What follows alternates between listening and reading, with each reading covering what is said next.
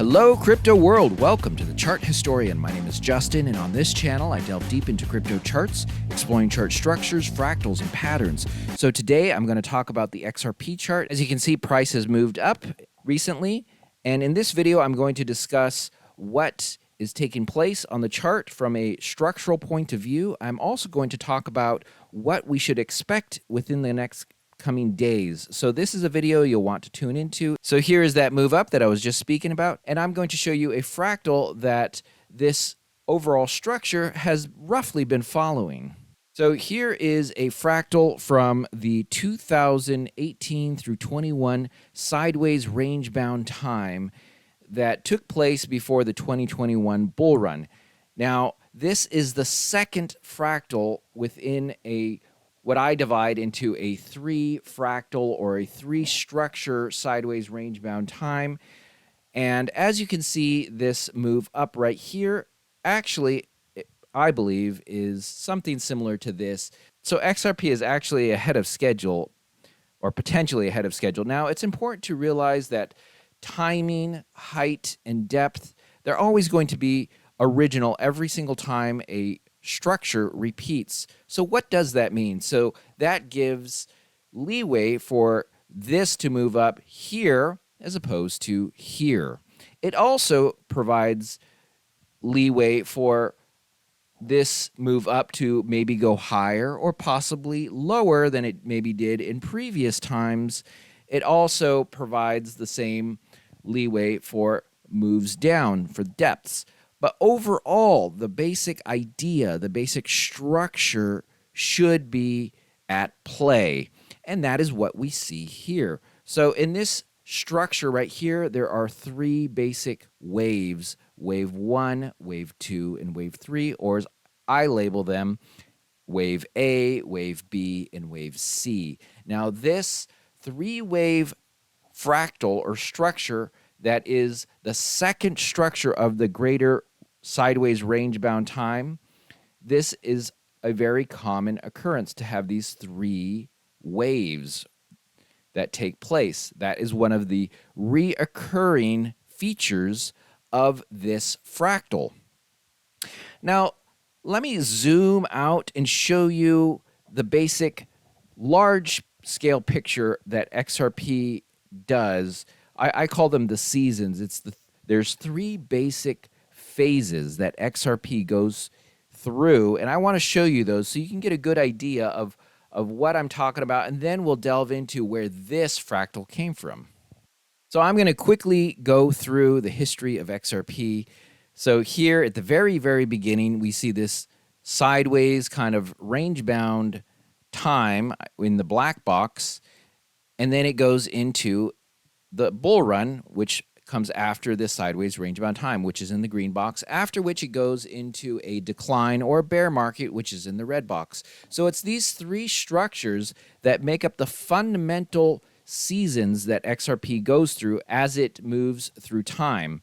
So it repeats again here. You have that sideways range-bound time followed by a move up, which is a bull run, followed by a decline, which is the bear market. Now you see it play out again, but this time it's bigger. It's on a larger scale. Let me delete this right here. So as we can see, as we go through time, we see that these structures are repetitive. So here we had that sideways range-bound time. It's dwarfed by this very large move up, this bull run, and then the decline that follows is also much larger than the scale that it was down here, followed by another range-bound sideways time. So we see that the scale of these seasons changes. It once again becomes dwarfed by the one that comes after. So here, this one is much larger than this one. This one was much larger than this one. However, they are the same seasons playing out. You have the bull run, you have the decline, and then you have the sideways range-bound time. So this has been playing out since the very beginning of the XRP chart, and it is now come to the point where we are back in this sideways range-bound time. That was the arrow and the fractal that I was showing you. Oh, let me zoom in right here. So we are zoomed out quite a bit more for it to look like that.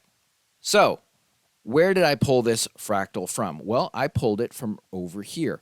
Now let's zoom into this and analyze this structure. This structure is composed, as of all these range-bound structures, they're composed of 3 different basic fractals. Let's dive in and take a look at that. Okay, so now we are looking at the sideways range-bound time right here. However, we are looking at the structural components of these fractals. So as you can see, there are 3 fractals: fractal 1, fractal 2, and fractal 3. So in fractal 1, I break it even down further. So I have 2 basic parts of this fractal. There's part A, which consists of this move up and move down, and part B, which consists of this part that goes flat. Now, sometimes B tends to drift further down on some of the other patterns that it does, but this is the basic structure. It moves up, and then it kind of moves flat and sometimes flatten down a bit. Fractal 2 has 3 basic parts: part A, part B, and part C. These are those 3 waves that I was talking to you about earlier. So these 3 waves will play out uniquely every single time, but they will always have that basic 3-wave structure. Sometimes it's clean and laid out. Other times it's quite sloppy, but the basic idea remains. So in fractal 3, this is not a very good example of it because it's stretched out right here where it goes flat for a very long time, but essentially it moves back up. Part A is it moves up and moves back down, and then part B is this low part. It actually moves back up, does this correction right here before moving into the bull run. So part A moves up, down, moves up again, and does this correction before moving into the bull run. It becomes basically unstable right here before moving into the bull run. So we are currently here. It is my belief we have completed part A, and we are now beginning to work on part B of this fractal. Let me take this structure off, and I'm going to compare fractal 1 to the fractal 1 that just played out recently, and you can see the similarities and you can also see the differences. Okay, so here is a zoomed out picture of it. So this is fractal 1, and I copied and pasted this structure over here. Now, I matched it to the current timing, height, and depth because remember, every single time a structure plays out, it's going to be unique. So let's zoom in here and get a better look at how this compares to this.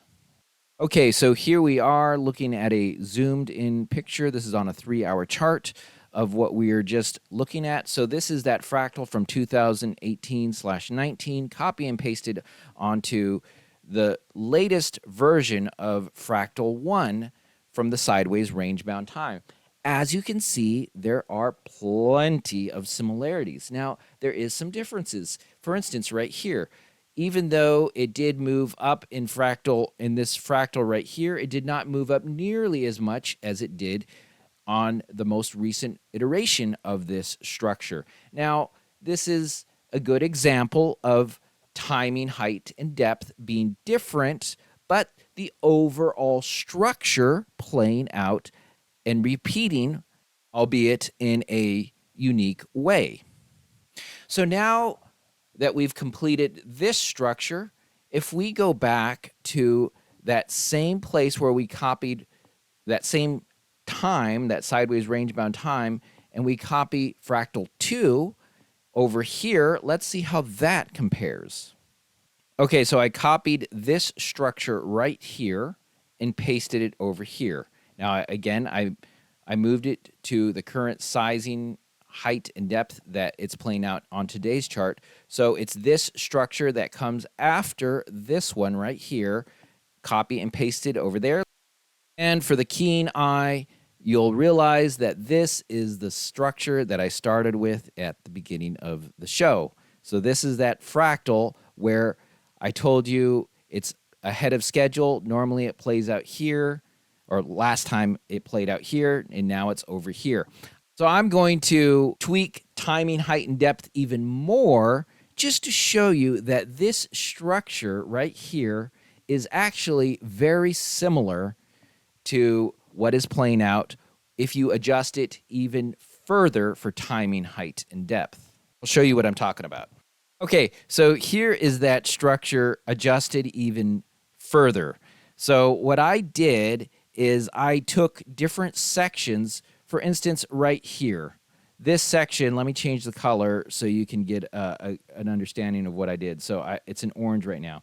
So I adjusted this part right here. So I cut this part of the fractal and adjusted it to what the timing, height, and depth of today's structure, not from when this structure played out. And the reason why I did that is to show you that this is a very similar structure. Even though the timing, the height, and the depth are unique, the structure is actually extremely similar. And it's a little deceptive because if you look at it just from going from A to B, you may not catch that. But when you actually start adjusting the moves to match what is currently taking place, you'll see that it is extremely, as you can see, a very close structure. Now, this going forward doesn't necessarily mean it's going to play out like this. This could move down much quicker. It could go higher. It could go sideways longer. It may not even do this. It could just do this, for instance. We don't know. There is always going to be some deviation, and we see that even within this structure. It's not a perfect match. Like here, for instance, it went higher. Even when you take the time to adjust it, there's still some variations, like here. So this is just speculative.